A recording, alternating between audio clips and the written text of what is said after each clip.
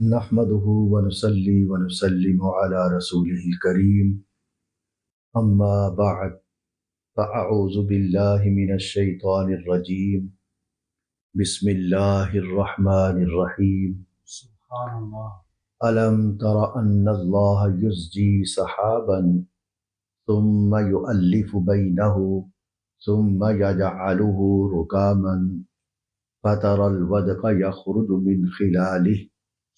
وينزل من السماء من جبال فيها من برد فيصيب به من يشاء ويصرفه عن من يشاء يكاد سنا برقه يذهب بالأبصار صدق الله مولانا العظيم وبلغنا رسوله النبي الكريم ونحن على ذلك لمن الشاہدین والشاکرین والحمد للہ رب العالمین۔ نہایت ہی واجب الاحترام، قابل صد احترام، آج نماز تراویح سے قبل درس قرآن میں سورہ نور کی آیت نمبر 43 تلاوت کی ہے، سبحان اللہ. جس کا ترجمہ اس طرح ہے کہ علم ترا، کہ اے غافل انسانوں، یا خطاب حضور علیہ الصلوۃ والسلام کی طرف اور آپ کے توسل سے قیامت تک کے لیے آنے والے پڑھنے والوں کے لیے، کہ کیا تم نے غور نہیں کیا کہ بے شک اللہ رب العزت جو ہے وہ یزجی سحاباً، کہ وہ آہستہ آہستہ بادل کو لے جاتا ہے، سبحان اللہ. ثم یؤلف، پھر وہ جوڑتا ہے، بینہ، اس کے بکھرے ہوئے ٹکڑوں کو، اللہ اکبر. ثم یجعلہ رکاما، اور پھر اس کو تہ بتہ اس کو بند کر دیتا ہے، فتر البدق، اور پھر تو دیکھتا ہے بارش کو، یخرج من خلالہ، کہ جو نکلتی ہے، من خلالہ، اس کے درمیان سے، یعنی ان بادلوں کے درمیان سے نکلتی ہے، وَيُنَزِّلُ مِنَ السَّمَاءِ، اور پھر وہ نازل کرتا ہے، اتارتا ہے اللہ تعالیٰ، من السماء من جبال فیہا من برد، آسمان سے برف کو یا اولوں کو پھر وہ اتارتا ہے، فَيُصِيبُ بِهِ، جو پہاڑوں کی طرح ہوتی ہے، فَيُصِيبُ بِهِ مَن يَشَاءُ، پھر وہ اس سے نقصان پہنچاتا ہے، ان اولوں سے، اس برف سے جسے وہ چاہتا ہے، اللہ اکبر. وَيَصْرِفُهُ عَمَّن يَشَاءُ، اور پھیر دیتا ہے اس برف کو جس سے وہ چاہتا ہے، یعنی جس کو بچانا چاہتا ہے اس سے اس کو پھیر دیتا ہے۔ یکاد سنا برقہ، قریب ہے کہ اس کی بجلی کی تیز روشنی یا اس کی بجلی کی چمک قریب ہے کہ یذہب بالابصار، کہ وہ لے جائے اس کی آنکھوں کی روشنی کو۔ یہ اس کا ترجمہ تھا۔ کل ہم نے اس پر کچھ گفتگو کی تھی کہ یہ جو اللہ رب العزت کا یہ فرمان کہ وَيُنَزِّلُ مِنَ السَّمَاءِ مِن جِبَالٍ فِيهَا مِن بَرَدٍ، کہ وہ اتارتا ہے آسمان سے، پہاڑوں سے، اس میں سے برف کو۔ یہ جملہ مختلف مفسرین کرام نے اس پر مختلف گفتگو کی ہے۔ کل میں نے ایک زجاج نحوی کا ایک قول اس پر گفتگو کی تھی کہ وہ یہ کہتے تھے کہ جہاں پر یہ ہے کہ وہ پہاڑوں سے وہ برف کو نکالتا ہے، ادھر آسمان سے اس کو نکالتا ہے، اس پر تھوڑا سا اس کا مقصد کیا ہے، اس کی تفسیر کیا ہے۔ انہوں نے ایک بات یہ لکھی کہ یہ جو لفظ استعمال کیا کہ من جبال، پہاڑوں سے، تو یہ من جبال حقیقت میں پہاڑوں سے نہیں، اس کا مطلب ہے کل جبال، پہاڑوں کی طرح، سبحان اللہ. کہ وہ جب اتارتا ہے اس برف کو تو پہاڑوں کی طرح لگتی ہے، وہ پہاڑوں کی طرح لگتی ہے۔ تو انہوں نے کہا کہ یہ الفاظ جو ہے من السمائی من جبال من بارد، اس میں سے جتنے من آ رہے ہیں اس پر انہوں نے اس کی تفصیل بیان کی کہ من السمائی جو ہے اس میں جو من ہے یہ ابتدائے غایت کے لیے ہے، اور یہ جو من جبال سے پہلے من ہے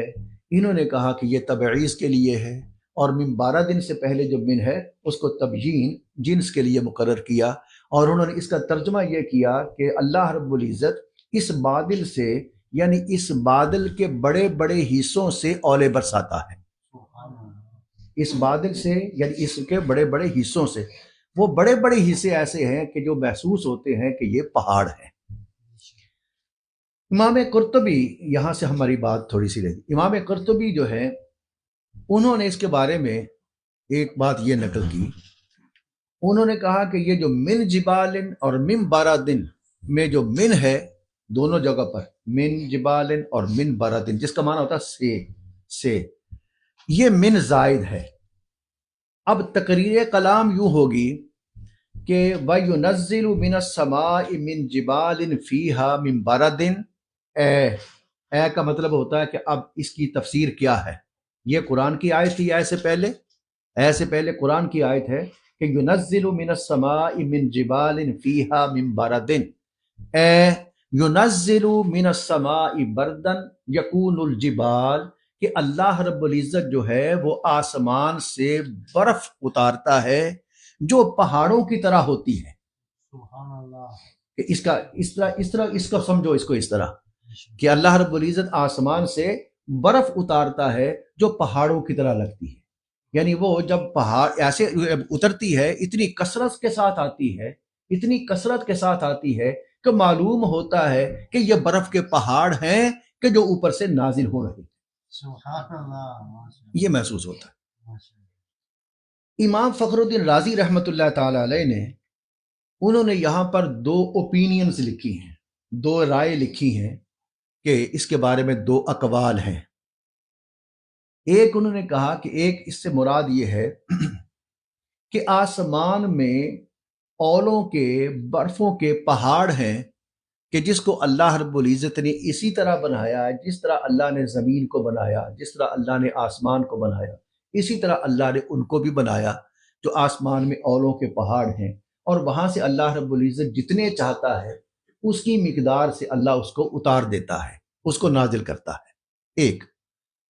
دوسرا قول یہ پیش کیا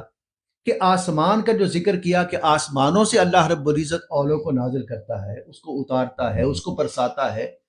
اس آسمان سے مراد حقیقی آسمان نہیں بلکہ اس سے مراد بادل ہیں۔ آسمان سے مراد حقیقی آسمان نہیں بلکہ اس سے مراد بادل ہیں کہ جو لوگوں کے سروں کے اوپر بلند ہوتے ہیں، تو اس بلندی کی وجہ سے اس کو جو ہے وہ آسمان کے ساتھ تعبیر کر دیا گیا۔ ایسے جب ہوتے ہیں اوپر تو بلندی کی ہوتی ہے، بلندی کی وجہ سے اس کو آسمان کہہ دیا، ٹھیک ہے۔ تو اس بلندی کی وجہ سے، چونکہ سماعن اس کا معنی جو ہوتا ہے، یہ اس چیز کو کہتے ہیں سماعن جو تجھ سے بلند ہو اور تیرے اوپر ہو، بلند ہو اور اوپر ہو، اس کو سماعن کہتے ہیں۔ اس کی وجہ سے کہ اللہ رب العزت جو ہے وہ آسمانوں سے، وہ بادلوں سے برساتا ہے۔ آسمان کا لفظ جو استعمال کیا وہ اس وجہ سے کیا کہ چونکہ بلندی ہے، دوری ہے، تو اس دوری کی وجہ سے اس کو آسمان کا لفظ استعمال کر دیا۔ تو حقیقت میں پہاڑوں سے مراد بادل مراد ہیں، اور ان پہاڑوں کو اس طرح تشبیہ دے دی گی بادلوں کے ساتھ کہ اس کو دیکھ کر، بادل کے بڑے بڑے ٹکڑوں کو دیکھ کر محسوس ہوتا ہے جیسے یہ پہاڑ ہے۔ سبحان اللہ. اس وجہ سے اس کو اس کے ساتھ تشبیہ دے گی۔ تو فرمایا یہ جو ہے جب یہ گرتے ہیں تو پھر اللہ رب العزت فَيُصِيبُ بِهِ مَن يَشَاءُ، یصیب اصابت سے نکلا ہے اور اسی سے مضارع ہے، اور جس کو یہ اس کا صیغہ واحد مذکر غیب ہے، یصیب، پھر وہ پہنچاتا ہے، یعنی جسے بہی من یشا، جس کو نقصان پہنچانا چاہتا ہے، بہی اس کے ساتھ، یعنی اس برف کے ساتھ جس کو وہ نقصان پہنچانا چاہتا ہے، من یشا مشیت سے ہے، مشیت سے جو اس کی چاہت ہے، جس کو وہ چاہتا ہے۔ پتہ یہ چلا کہ اللہ رب العزت کی قدرت کاملہ کتنی عظیم ہے کہ وہ اس کے ایک ایک قطرے پر، ایک ایک برف کو بھیجنے پر بھی کنٹرول ہے بے شک اور اس کو گرانے پر بھی کنٹرول ہے، سبحان اللہ کہ اس کو کہاں پر گرانا ہے اور اس کو کہاں پر گرانا نہیں ہے۔ سبحان اللہ اسی لیے اللہ رب العزت فرما دیا کہ یہ اس کی طاقت ہے کہ فَيُصِيبُ بِهِ مَن يَشَاءُ، کہ جس کو وہ نقصان پہنچانا چاہتا وہاں پر اسے گرائے گا۔ کسی کی فصل تباہ ہو جائے گی، ہاں جی، کسی کے باغات خراب ہو جائیں گے، اس کی فصل خراب ہو جائے گی، اللہ اسے نقصان پہنچانا چاہتا تھا، اس کو پہنچا دیا۔ اور وَيَصْرِفُهُ صرفن سے نکلا ہے، جس کا معنی ہوتا ہے پھیرنا، صرفہ، کہ جہاں سے بھی وہ چاہتا ہے کہ اس کو نقصان نہیں پہنچانا، اس کو بچانا ہے، تو پھر اللہ رب العزت پھر اس اولوں کو، اس برف کے، تو اس کو وہاں سے پھیر دیتا ہے، سبحان اللہ اس کو بچا دیتا ہے۔ تو یصیب بہ ویصرفہ، وہ جس کو نقصان پہنچاتا ہے بھی، یہ اس کے ساتھ، یہ اس کا، اس کی یہ ضمیریں ہوتی ہیں یہاں پر، فَيُصِيبُ بِهِ، پھر جسے نقصان پہنچاتا ہے اس کے ساتھ یہ ضمیر، اور وَيَصْرِفُهُ، اور پھیر دیتا ہے اس کو، یہ دونوں جو ہیں، اس کو اور اس کو، اس کے یہ راجع ہے الی البرد، یہ برف کی طرف ہے ان دونوں کی ضمیر، کہ اس برف کے ساتھ جسے نقصان پہنچانا چاہتا ہے، اس برف سے جس کو بچانا چاہتا ہے، یہ اس کی چاہت ہے، اس کی مشیت ہے، جس کو وہ چاہے بچا لے، جس کو چاہے وہ نقصان دے۔ سبحان اللہ یقاد سنا برکہ، یقاد، یہ کودن سے ہے، کودن سے، یقاد، یہ مضارع اور واحد مذکر غیب، یقاد افعال مقاربہ سے ہے، قریب ہے، یقاد کا معنی قریب ہے،